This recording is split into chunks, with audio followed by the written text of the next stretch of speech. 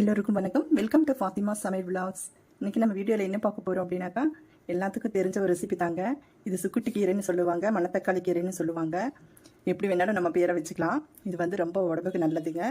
வாய்ப்புண், வயிற்றுப்புண் எல்லாம் ஆற்றக்கூடிய ஒரு மிகச்சிறந்த மூலிகை கீரைங்க இது.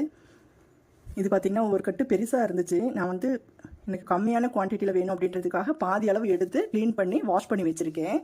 இது வந்து இந்த கீரை ரெசிபி வந்து எல்லாத்துக்கும் தெரிஞ்சது தான். ஆனால் ஒரு டிஃப்ரெண்ட் ஸ்டைலில் வந்து நான் செய்ய போகிறேங்க.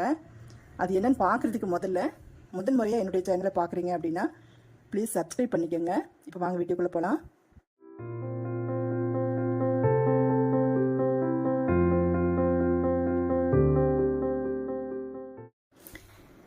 இந்த கீரை டிஃப்ரெண்ட் ஸ்டைலில் செய்கிறேன் அப்படின்னு சொல்லி சொன்னேன் இல்லைங்களா, வேறு ஒன்றுமே இல்லைங்க. அது ஒரே ஒரு பொருள் தாங்க. ஒரு சின்னதாக ஒரு உருளைக்கிழங்கு வந்து நம்ம வந்து இது தோல் சீவிட்டு பொடியை கட் பண்ணி போட்டுக்க போகிறோம். நீங்கள் வந்து அதிகமான குவான்டிட்டியில் வேணும் அப்படின்னாக்கா நீங்கள் வந்து ஒரு 2 பெரிய சைஸ்லேயோ இல்லாட்டி சின்ன சைஸ்லேயோ உங்களுக்கு தேவையான அளவு வந்து குக்கரில் வந்து கிழங்க வேக வச்சு மசிச்சு போட்டுக்கலாம். நம்ம கொஞ்சம் அதிகமாகவும் கொஞ்சம் என்ன ஆட்கள் அதிகமாக நம்ம வீட்டில் நிறைய பேர் இருக்கோம் அப்படின்னா, கீரை கம்மியாக இருக்குது அப்படின்னா நீங்கள் இந்த மாதிரி செஞ்சு பாருங்கள். கொஞ்சம் அதிகமான குவான்டிட்டியாக இருக்கும், நல்லாவும் டேஸ்ட்டாகவும் இருக்கும். இப்போ இதெல்லாம் கட் பண்ணிவிட்டு வந்து அப்புறம் நம்ம மேற்கொண்டு செய்யறதுக்கு ஆரம்பிக்கலாங்க. அது வரைக்கும் ஒரு ஷார்ட் பிரேக். இந்த கீரை டிஃப்ரெண்ட் ஸ்டைலில் செய்கிறேன் அப்படின்னு சொல்லி சொன்னேன் இல்லைங்களா, வேறு ஒன்றுமே இல்லைங்க. அது ஒரே ஒரு பொருள் தாங்க. ஒரு சின்னதாக ஒரு உருளைக்கிழங்கு வந்து நம்ம வந்து இது தோல் சீவிட்டு பொடியை கட் பண்ணி போட்டுக்க போகிறோம்.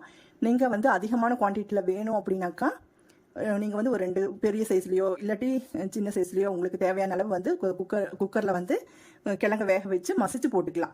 நம்ம கொஞ்சம் அதிகமாகவும் கொஞ்சம் என்ன ஆட்கள் அதிகமாக நம்ம வீட்டில் நிறைய பேர் இருக்கோம் அப்படின்னா, கீரை கம்மியாக இருக்குது அப்படின்னா நீங்கள் இந்த மாதிரி செஞ்சு பாருங்கள். கொஞ்சம் அதிகமான குவான்டிட்டியாக இருக்கும், நல்லாவும் டேஸ்ட்டாகவும் இருக்கும். இப்போ இதெல்லாம் கட் பண்ணிவிட்டு வந்து அப்புறம் நம்ம மேற்கொண்டு செய்யறதுக்கு ஆரம்பிக்கலாங்க. அது வரைக்கும் ஒரு ஷார்ட் பிரேக். பாருங்கள், கீரை கட் பண்ணி வச்சுட்டேன். எப்படி தள்ளி வச்சுக்குவோம். இப்போ பார்த்தீங்கன்னா இதுக்கு தேவையான வெங்காயம், சின்ன வெங்காயங்க, ஒரு கொஞ்சம் நீங்கள் எவ்வளோ வேணாலும் போட்டுக்கலாம். ஒரு 50 கிராம் அளவுக்கும் போட்டுக்கலாம், கொஞ்சம் அதிகமாகவும் போட்டுக்கலாம். நான் பெரிய சைஸில் ஒரு 10 வெங்காயம் கட் பண்ணி வச்சுருக்கேங்க. அடுத்தது ஒரு 3 பச்சை மிளகாய். ஏன்னா பச்சை மிளகாய் போட்டால் ஒரு டேஸ்ட் கொடுக்கும், காஞ்சி மிளகாய் போட்டால் ஒரு டேஸ்ட் கொடுக்கும். ஆப்ஷனல் தான், உங்களுக்கு எது வேணுமோ போட்டுக்கலாம். அடுத்தது ஒரு உருளைக்கிழங்கு பொடியாக கட் பண்ணி வச்சுருக்கேன். இப்போ வாங்க கீரை செய்ய ஆரம்பிக்கலாம். இப்போ ஸ்டவ் ஆன் பண்ணி ஒரு கடாய் வச்சுட்டேங்க. கடாய் காஞ்சிருச்சு. இப்போ தேவையான அளவு எண்ணெய் ஊற்றிக்கலாம். நீங்கள் ஆயில் ஊற்றிக்கலாம் அல்லது தேங்காய் ஊற்றிக்கலாம். தேங்காய் ஊற்றினாக்கா ரொம்ப டேஸ்ட்டாக இருக்குங்க. நான் தேங்காய் வந்து கொஞ்சம் தேவையான அளவு ஊற்றிருக்கேன். எண்ணெய் காஞ்சிருச்சுங்க. வெங்காயம் போட்டுக்கலாம்.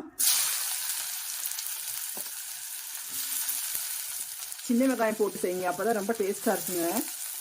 அவசரத்துக்கு செய்யும்போது வேணால் பெரிய வெங்காயம் யூஸ் பண்ணிக்கலாம். நம்ம சின்ன வெங்காயம் போட்டு செய்யும்போது ரொம்ப ரொம்ப டேஸ்ட்டாக இருக்கும்.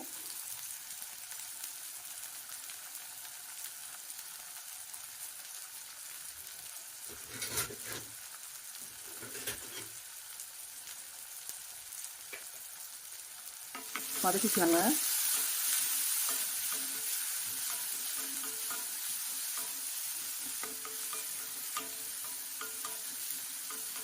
வெங்காயம் எல்லாம் அளவே இல்லைங்க. நம்ம கொஞ்சம் எக்ஸ்ட்ரா இருந்தாலும் தப்பே இல்லை, ரொம்ப உடம்புக்கும் நல்லது.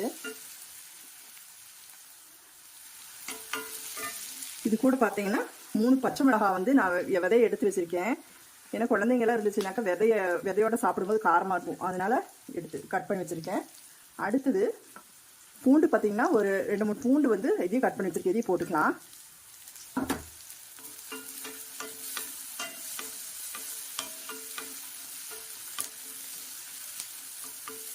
வெங்காயம் பார்த்தீங்கன்னாக்கா கண்ணாடி பதம் தாங்க வரணும். கீரைக்கெல்லாம் கருக விடக்கூடாது.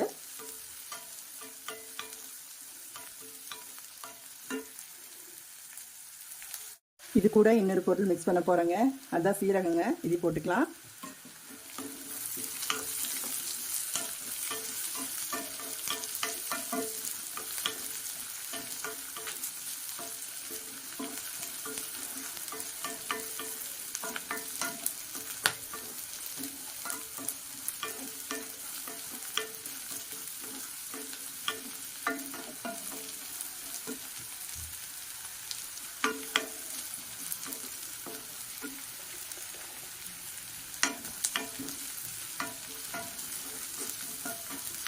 கீரை பார்த்தீங்கன்னாக்கா எப்படி வேணாலும் செய்யலாங்க. கூட்டு செய்யலாம், பொரியல் செய்யலாம், அப்புறம் கடைசலாவும் செய்யலாம், சாம்பாரும் செய்யலாம். பருப்பு கீரை எல்லாம் போட்டு சாம்பார் மாதிரி செய்யலாம். ரொம்ப ரொம்ப ரொம்ப டேஸ்ட்டாக இருக்குங்க. போதுங்க, இது கண்ணாடி பாதம் வந்துருச்சு. இதுக்கு மேலே வந்து விட்டா கருகிடும். இப்போ வந்து நம்ம இது கிழங்கு இருக்கு இல்லைங்களா, அதை நம்ம போட்டுக்குவோம். உருளைக்கிழங்கு போட்டுக்கலாம்.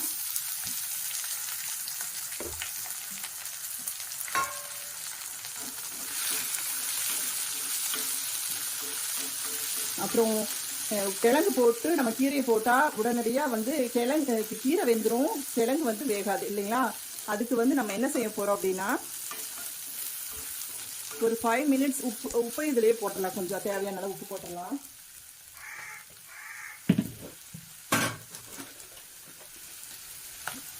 கொஞ்சமாக உப்பு போட்டுக்கலாங்க. போட்டுட்டு கொஞ்சம் தண்ணி ஊற்றிட்டு ஒரு 5 நிமிஷம் அப்படியே வேகட்டும்.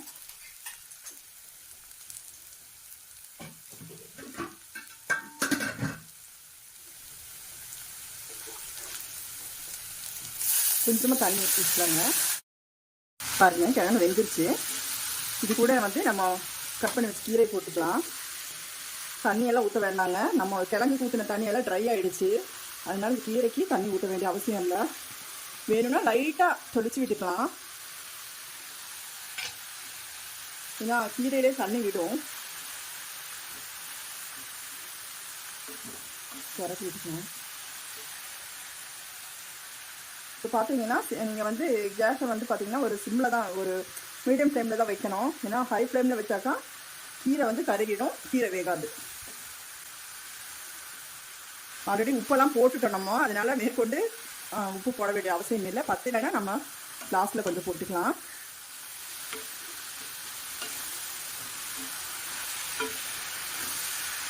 அப்புறம் பார்த்தீங்கன்னா பாருங்கள், கீரையெல்லாம் வந்து வெந்துருச்சுங்க. கீரையில் இருக்கிற தண்ணி கொஞ்சம் லைட்டாக ஊற்றணும் இல்லைங்களா, அந்த தண்ணியே போதுமானதாக இருந்துச்சு. பாருங்க, கிழங்குலாம் வெந்துருச்சு, சுடுது. இது வந்து பார்த்தீங்கன்னா நம்ம நீலகிரி கிழங்கா இருந்துச்சுன்னா நல்லா மாவாட்டம் நல்லா இருக்குங்க. இது வந்து வேற ஒரு கிழங்காட்டு இருக்குது, அதனால அவ்வளோக்கு வந்து கொஞ்சம் சரியில்லை கிழங்கு. இல்லாட்டி ரொம்ப இன்னும் நல்லா டேஸ்ட்டாக இருக்கும். இதுக்கு அடுத்தது பார்த்தீங்கன்னா ஆஃப் பண்ணிவிட்டு கேஸ் ஆஃப் பண்ணியாச்சு. இப்போ வந்து இந்த ஸ்டேஜில் வந்து தேங்காய் போட்டுக்கலாம். பாருங்க, இப்போ தேங்காயை வந்து போட்டாச்சு. நம்ம ஆஃப் பண்ணிட்டு தான் தேங்காய் போடணுங்க. அவ்வளோதான். அப்புறம் இன்னொரு விஷயம் சொல்கிறேங்க, தேங்காய்க்கு பதிலாக வந்து நீங்கள் முட்டை கூட போட்டுக்கலாம். அதாவது உடம்புக்கு ஹெல்த்தியான சிப்பிட்டுக்கீரை பொரியல் ரெடிங்க. இந்த கீரை பார்த்தீங்கன்னா வெறும் ரச சாதத்தை கூட சாப்பிட்லாங்க, இல்லை ஒயிட் ரைஸ் கூட நம்ம இந்த சாப்பாடை வந்து பிசைஞ்சு கூட சாப்பிட்லாம். அவ்வளோ நல்லா இருக்குங்க. இதே மாதிரி நீங்களும் ட்ரை பண்ணுங்கள், செம்ம டேஸ்டியாக இருக்கும். என்னுடைய வீடியோ பிடிச்சிருக்குன்னு நினைக்கிறேன். பிடிச்சிருந்தா ஃபாத்திமா சமையல் விளாக்ஸ்க்கு சப்ஸ்கிரைப் பண்ணுங்கள், சப்போர்ட் பண்ணுங்கள். பக்கத்தில் இருக்கிற பெல் ஐக்கானை கிளிக் பண்ணிக்கோங்க. அப்போ தான் அடுத்தடுத்து போடுற வீடியோ உங்களுக்கு அப்டேட்டாக வந்துகிட்டே இருக்கும். என்னுடைய வீடியோவை பொறுமையுடன் பார்த்த உங்கள் அனைவருக்கும் நன்றி, வணக்கம். தேங்க்ஸ் ஃபார் வாட்சிங்.